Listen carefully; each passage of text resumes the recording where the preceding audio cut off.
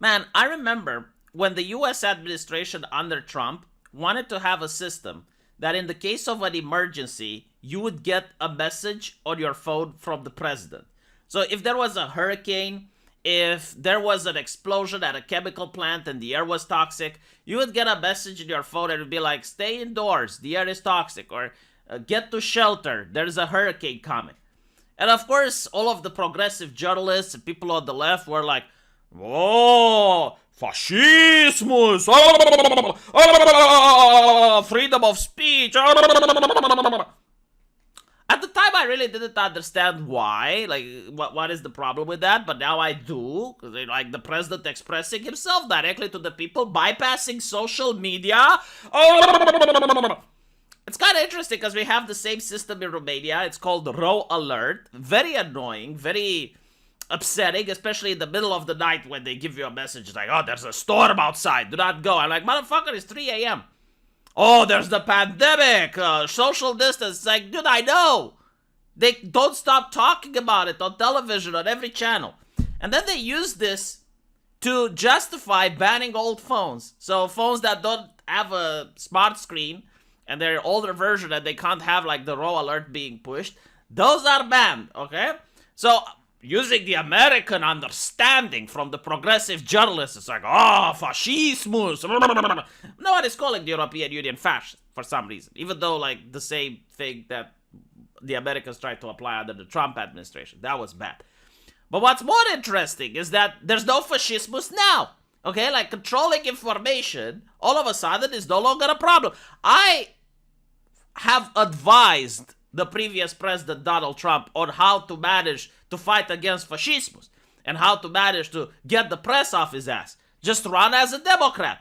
Like, that is everything he has to do. Change the political affiliation, become a Democrat, and then you can do everything you want. Then you have freedom. Then you're treated like a human being. Then you have rights. And then the press respects you. Okay? Like, that is literally what you have to do. Run as a Democrat. So with that out of the way, we notice that Twitter, my private company, can do whatever it wants, apparently decided to ban an individual that was critical of the pandemic measures, not because Twitter wanted to, but because the White House was pressuring Twitter to. So you now have a system where it's against the law for the US government to censor people's speech. Right? Like, they can't do it. It's illegal. But what they can do is they can encourage people to stay home. So all the communication that happens between people is done online. And on top of that, they can say, okay, well, these are the social medias where the communication happens. So you social media company, I want you to ban this person, which is critical of the government policy. This is not fascismus, right? I mean, apparently the Germans, the Soviets did absolutely nothing wrong by controlling the press, right? By controlling the free flow of information, by tapping people's telephones, by listening in to people's private conversation. Like, that wasn't bad, right? Like, burning books and arresting authors. And that was a part of the bad things that the authoritarian governments did. And again, like, people are more willing to put up with this because it's like, oh, well, it's the government keeping us safe. What do you think the Soviet and the Nazis were saying? Do you think they were saying, oh, no, we're doing this because we're fascists? Like, we just love fascism, so we're doing this out of pleasure. We get a kick out of it. It turns us on when we do it. Why do you think they were doing it? For the same reason, to keep people safe. Oh, we're protecting people from evil communist influences. We're protecting people from others that want to damage your society. That's literally what they were doing. So it is a little bit upsetting, I gotta say, to see it in America. And what else I saw, also the government bypassing the rule against censorship, is that they would go at a company like a phone company, for example, right? Or a bank. They actually did this. They actually did this with the bank. So, let's say there is a riot somewhere, okay? And the US government wants to know if people were at that riot. So they go to the bank and they demand that the bank gives over the account information of whomever made transactions in Washington, D.C. Let's put it like example, okay? They didn't do that with the Floyd riots. No, but they did it in Washington, D.C. All right. So they were like, I want to know the bank accounts of people who made transactions in Washington, D.C. during this period of time. Now, the request, if the banks were to challenge it and they would say, can we have a warrant? Like, do you have a judge which signed the warrant? Then the government would be like, oh, well, we don't, right? So they wouldn't pursue anything further because of the public backlash and because it would be illegal. But what if the bank just complies? And then the bank says, well, the government requested, so we gave them the information. Right? Because, like, if you're a private company, like, if you have a small business or a large business, and the government encourages you to do something, can you say no to the government? Can you just say, well, no, I don't feel like it?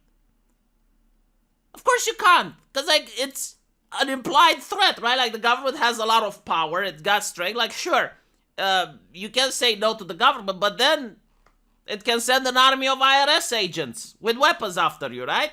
They used to be weapons of war 2 weeks ago. Now they are functioning tools of the IRS department. I wonder, like, if there's any other country where the IRS agents have weapons. Like, that's... I also wonder, like, the situation, the circumstance where the IRS agent requires a weapon. Because, like, that's another thing that Americans keep asking. Like, why do you need a gun?